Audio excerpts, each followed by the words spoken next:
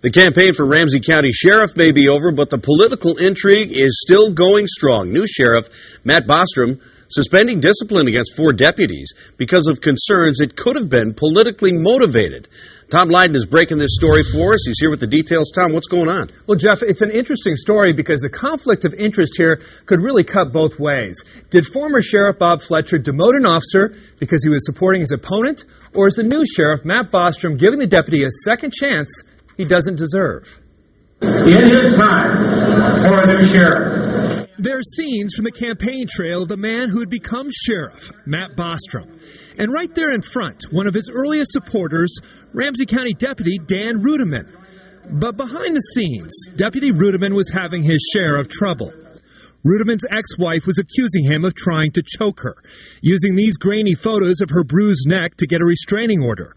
New Brighton police investigated their domestic troubles last summer after Deputy Ruettimann allegedly told his ex, "I'm gonna blanking kill your father tonight," and then made a cutting motion across his throat.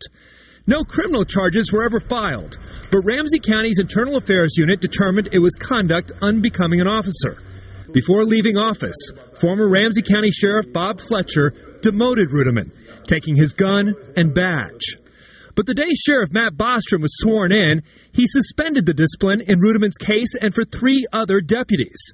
The deputies alleged Fletcher was punishing them for supporting Bostrom's campaign. Do you believe the discipline was politically motivated? It would, I don't know. I don't know if it was or wasn't. That's what we're trying to determine. All 4 cases are now being reviewed by the Minneapolis Police Internal Affairs Unit to avoid a conflict of interest. And conflicts are everywhere in this case.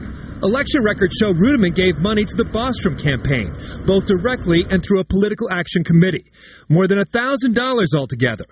Fletcher declined to comment on the Internal Affairs investigation, but said, "This new Brighton police report speaks for itself.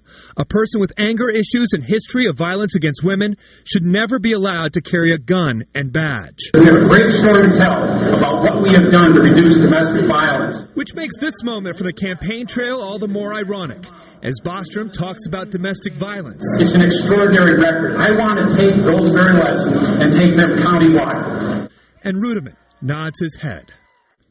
Details of the other cases are not available because they're still under investigation by Internal Affairs. They're not public. But we know at least one other deputy has been reinstated in his old job.